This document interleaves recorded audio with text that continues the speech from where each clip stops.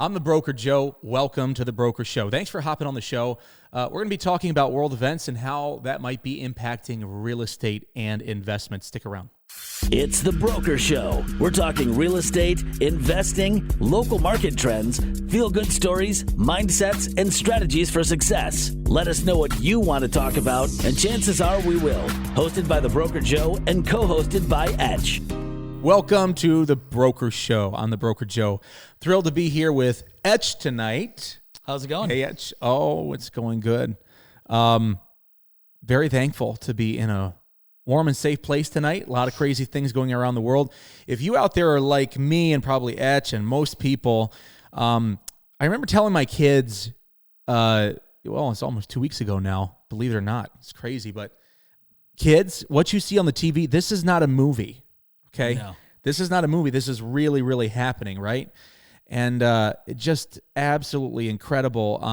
And I think that even though we're thousands of miles away from what's going on in Ukraine and overseas, it is impacting us just through the moods of people, the world I'm in. I talk to a lot of investors, a lot of buyers, a lot of sellers, a lot of people. And anytime there's something shaky going on that's new and unfamiliar, people get nervous and they react emotionally. They knee-jerk react financially. It just is what tends to happen. So, we'll see what the future holds. I remember when COVID-19 around end of January.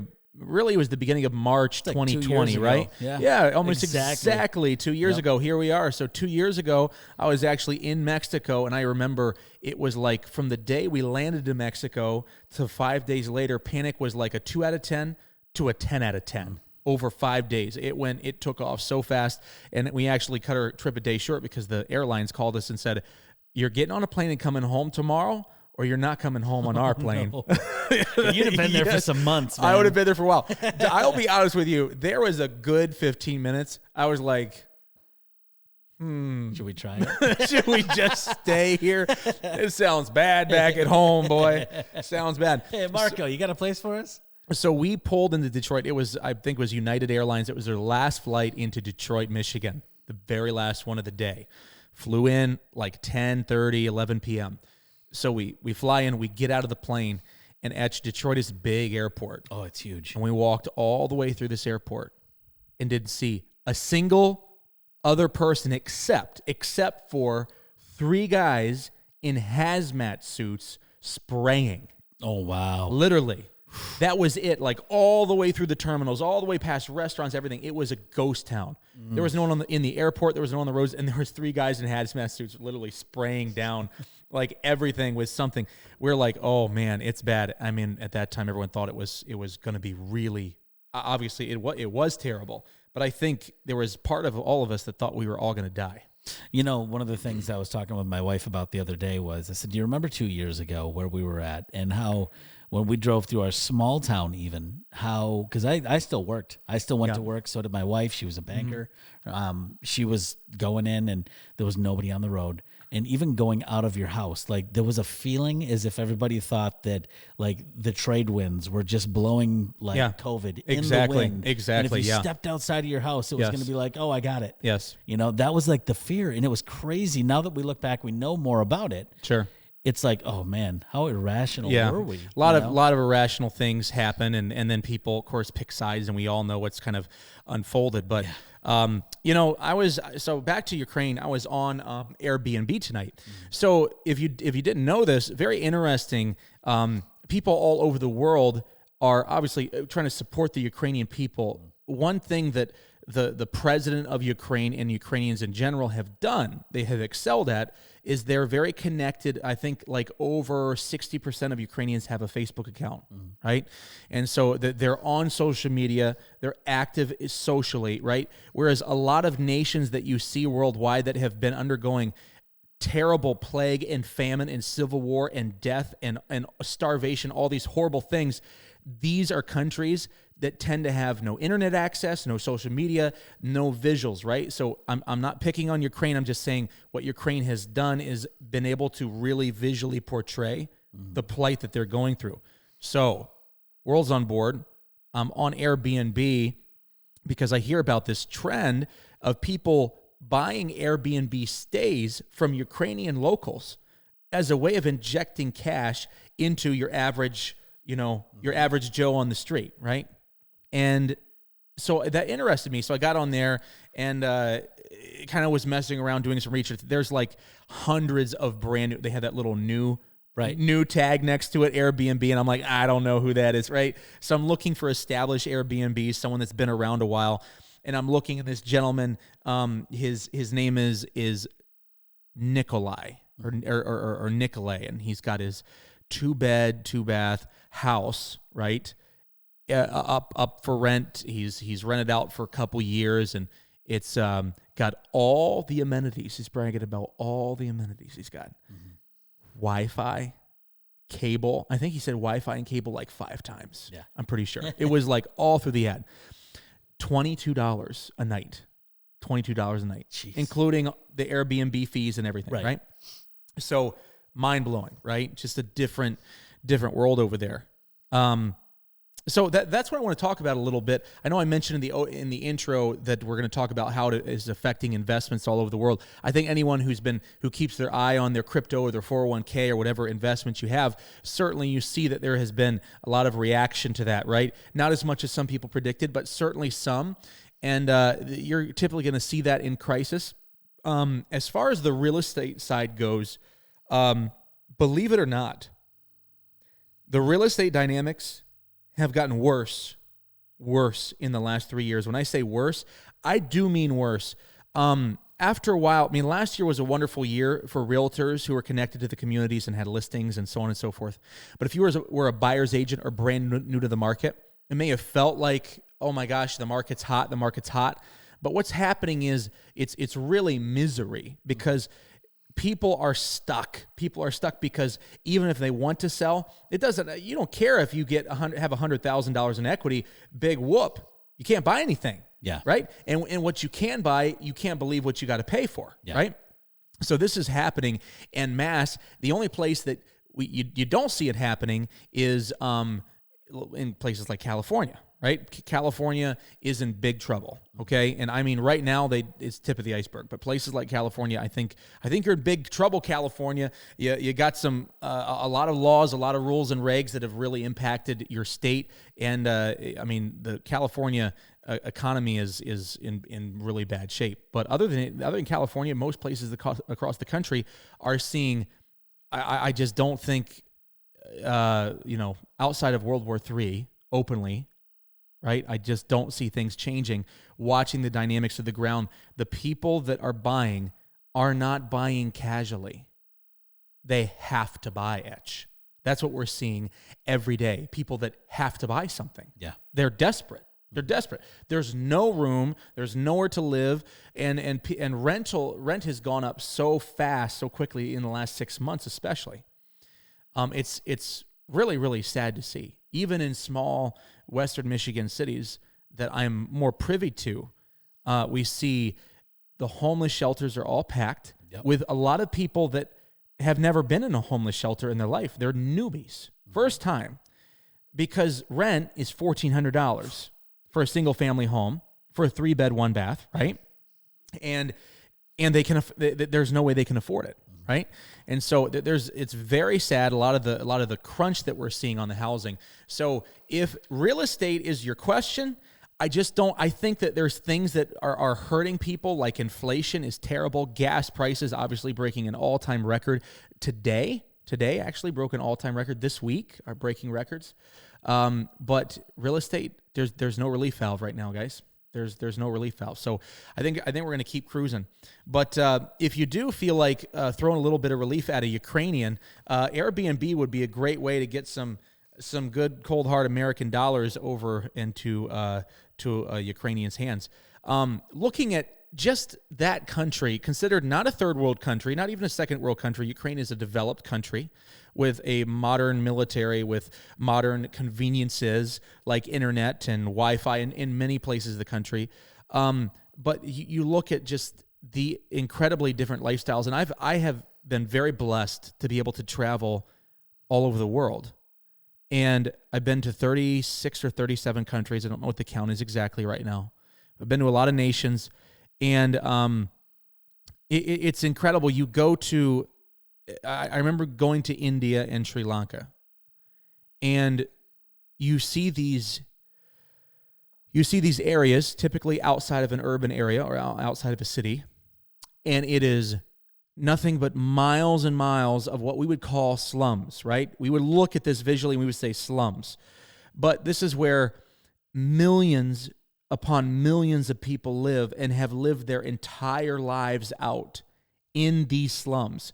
And what these slums are, they literally are corrugated steel, if you're lucky, cardboard, wood planking, plywood, assembled together in a roughly 80 to 100 square feet boxes, leaned up against each other for miles and miles, with streets that are 2 or 3 feet wide, and millions of people live in that environment. They spend their whole lives there, right?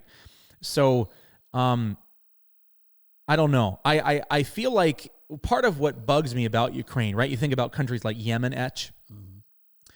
So Yemen is this little nation in the Middle East, right? Yep. Right off of, I think it's right off of the Red Sea. It's right off the Gulf, the Gulf there that separates the Africa from the Middle East, right there, Yemen. So Yemen's been in a civil war since like 2013, 14. 100,000 civilians have been killed in the civil war. 100,000 civilians. 100,000, I think it's almost 100,000 have died of starvation since 2014, just starvation, right? And it's only getting worse, right? So you have these two elements against each other. One's backed by the Saudi government. One's backed by like Iran, I think, and they're just going at it. And the victims are all these millions and millions of people, right? That have nowhere to go, no options, and we don't see that on TikTok. No, right? Nope. And again, nothing against Ukraine. But it's incredible how I feel like when these things happen and people get so angry and so upset, I go, yes, people want a cause. People have it in their heart to believe in a cause, to give generously to a cause, and to stand for a cause. But most of us don't have a cause to give for. Mm-hmm. We don't have a cause that we believe in. We expend our anger and our passion on fighting over the poker game, right? Fighting over politics, cheering for our sports teams, going and get our hair done on the weekends, getting our manicure done on the weekends. I'm not picking on the ladies. I mean, I like manicures too. These are all these simple pleasures that we enjoy, that we take for granted, that we get really, really excited and passionate about. And I feel like I'm so thankful. I feel very, very blessed, right? And that's how I want to live. I look around and I say, I'm blessed. I'm driving this car down the road. I'm warm. I'm fed. My kids go to a great school. This is incredible. This is unbelievable. The luxuries, the simple things that we just take for granted, they are a norm in our society. I was reading this interesting thing, so I know I'm wandering and rambling, but I love this stuff. So 100 years ago, socks cost 25 cents for a pair of socks. Yeah. Now, it sounds cheap, but the equivalent, so keep in mind, 100 years ago, socks are 25 cents, right? The average wage per hour was 14 cents. So here's inflation, and here I'm going to put it all together for you, right? So a pair of socks, 25 cents, 14 cents an hour, that equals an hour and 40 minutes of work equals one pair of socks. Okay? Interesting. So fast forward 100 years, okay? Something as simple as socks, right? Fast forward 100 years, today's America, and are much better socks. They're much nicer. They wick the moisture away. Yeah. They've got cushioning. They kill the odors. They got all these cool colors. Yep. And I argue that these nice socks would cost a tenth of what they'd cost if Nike didn't have to pay LeBron and everybody else to have their name splashed over everything, because it actually costs way less. Yep. The equivalent of what we pay now for a nice pair of socks, okay, is about $4, which equates to an average of 18 minutes of work, right? So 100 years ago, you had to work almost 2 hours to get a pair of socks, and now we work 18 minutes, right? So this is just one way to say a simple luxury that we take for granted, right? is something that we all expect. Back 100 years ago, people had 2 pairs of socks, right? 2. If they were probably rich, they'd have 3, right? And it was a big deal. You saved up your money so you could buy socks, right? Didn't have to put a rag in your shoe. And like baby carriages were like the equivalent of $900 today, Jeez. right? And a bicycle was like $2,500. Now, I'm not talking about inflation. I'm talking to if you use the same formula and I went to go buy a simple bike, $2,500 for that simple luxury, right? So all these things that we use, we take for granted, that we expect. We want it, we expect it, right? And I don't know, I think when I think about the cause, right, and people getting fired up, I'm happy to see it. I'm glad people are fired up. And again, there's so much, I've heard so many arguments about Russia and why and NATO and all these dynamics. At the end of the day, I think we can all agree that people getting killed and hurt is a very, very bad thing. Yeah, there's root causes, but ultimately there's victims, right? Yep. And so people are angry. The world's supporting the Ukrainian people. I think it's amazing. But there are so many causes. There are so many causes that are screaming our name, right? And some of those causes are right up the street from us, guys. They're right around the corner from us. And so I hope, and I told my kids, right? I'm showing them what's going on. I'm explaining to them what's going on, right? Because I want them to be present and be cognizant. If I'm aware of how blessed I am, how grateful I am, right? How grateful I should be, it's going to create generosity. I'm going to live a life and have a heart of generosity, right? Because I'm aware of what's going on out there in the world, what's going on with my neighbor, what people are going through, right? So we're definitely in a world with a lot of takers, right? And I think that that's a lot of people's challenge. They get burnt, they get hurt, right? By someone that took something from them. Yep. I definitely got stories, Oh, right? I'm sure. You got stories. Oh, yeah. Yep. Someone took from you. Someone took advantage of you. Yep. Someone that you let your heart out to them. You let your feelings out to them, and they took from you, right? And so, yeah, people do that. You know, I think for me, one of the most rewarding parts of a situation like that, because I try. I have very little extra to give, but I try my best to give freely. Yeah. You know, if I know somebody is in need of something and they can show me that they are legitimately in need and not just being like, oh yeah, this guy's just looking for some cash, whatever. And I can say, okay, I can toss a couple of bucks your way. That's cool. I'll do it. And I've found that I've been burned before by people who I used to be close to, all these things. But the thing for me that's the most rewarding part, and this is how I know that my heart was in the right place when I gave to the cause, is when I find out that I got burned, I don't get angry. Yeah. And I just go, you know what? My heart was in the right place. Yeah. My mom taught me something when I was a kid, when she would say, because quick story, there was a guy I pulled up, and this is in Grand Rapids, and this is when I first started driving. I was about 17, and my mom was like, you can go to Grand Rapids, go and do this thing that we were doing. And when I was driving back, I was getting gas, and there was this guy with his family in his car, and his wife walked up to me and said, can you spare a little bit? We don't have enough money to get home. Like our gas tank is completely dry, and we're just kind of up a creek right now. Yeah. And I had never encountered anything like that at that age. Very sheltered life, very privileged life. And I was like, I'm sorry, I don't have anything. I wish I had some cash to give you. I don't, because I only carried my debit card at that point. My mom was like, don't go to a big city with cash. You're going to get robbed. That kind of thing. So as I was driving away, and some of you may know who this artist is. There was a guy, his name is Stephen Curtis Chapman. He's a very famous Christian artist, amazing musician, and really good guy. Yeah, and there was a song that came on my CD player that was basically challenging somebody, saying, hey, well, if you're looking for me, and he's speaking like as in like the Lord, talking about God. If you're looking for Jesus, he's like, I'm in the face of the homeless. I'm in the face. Where are you now? Where are you at? Yeah. And as I was driving, getting on the interstate again, I found the next exit, and I turned around and I went back and I said, how much? Yeah. And this isn't to try to get any type of Oh, no, look sure, at me, I'm a nice sure. guy. I'm just saying.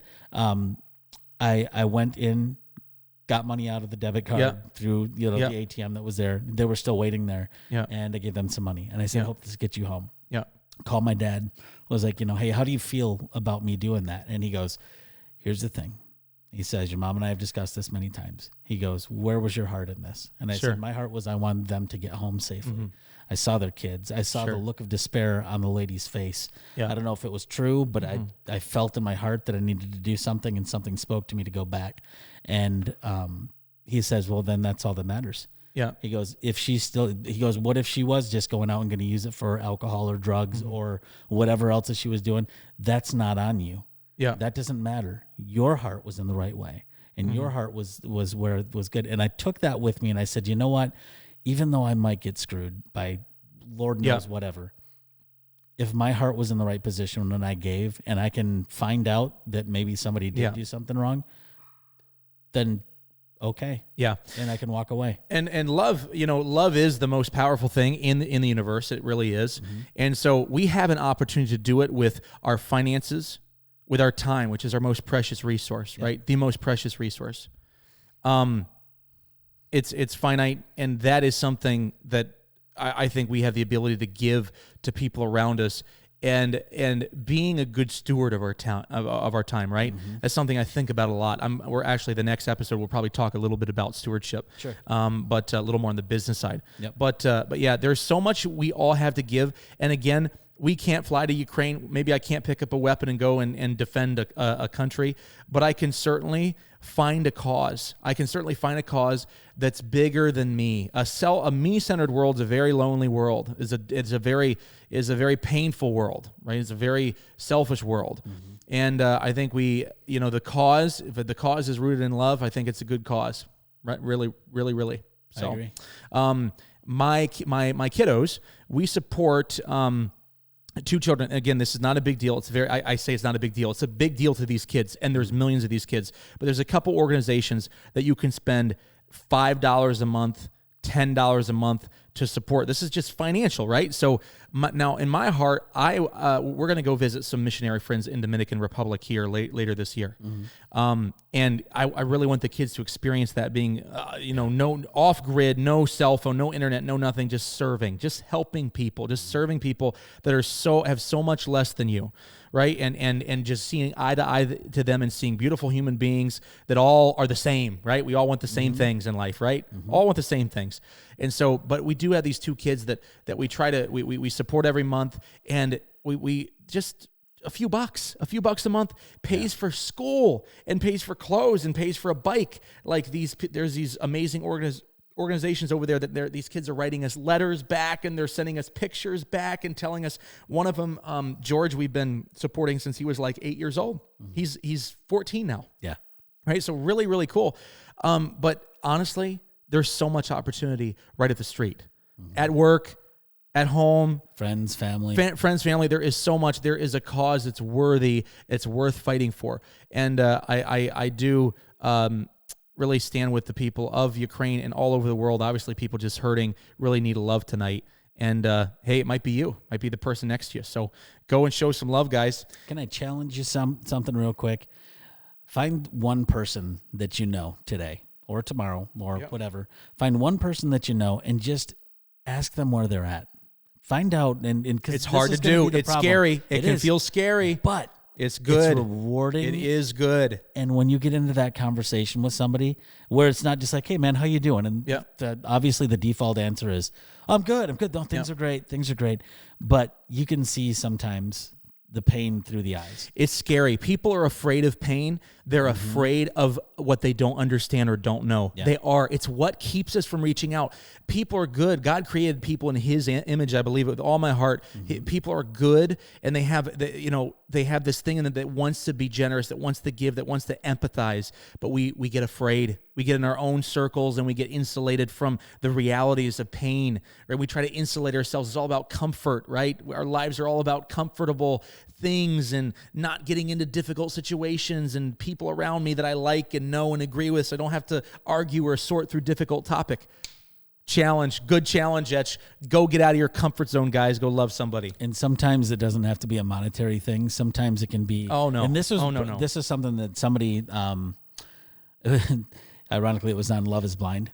Oh, no. No, it was. But this guy was good. like, This is good. Yeah. My wife and I looked at each other when we were watching this, and she just looked at me and she was like, whoa. And this guy said, one of the things that I'm learning about my new wife is that I can't fix everything. Sometimes I need to shut up and just listen. That's and good. Sometimes that's all somebody needs, is they just need somebody to pour their heart out to. Yep. And that will mean more than any monetary value that you could ever put on something, is just somebody to listen. So maybe just be a listening ear to that person that you're reaching out to. Good stuff, Etch. Love it. Got it. Thank you guys for listening in to us babble on, and I hope you enjoyed it. I hope you got something good out of it. Hey, look forward to seeing you next time on The Broker Show. If you haven't yet, go check us out. We're on the TikTok. You know that? Yeah, we are. We're on the TikTok. Yeah. On TikTok, I try to inject a little more humor. I'm actually, my wife may not agree, but I think I'm a funny guy, Etch. Okay? So go check The Broker Joe out on TikTok, Instagram, YouTube, all that great stuff. Hope to see you again next time on The Broker Show. I'm out on The Broker Joe. I'm Etch. We'll see you next time.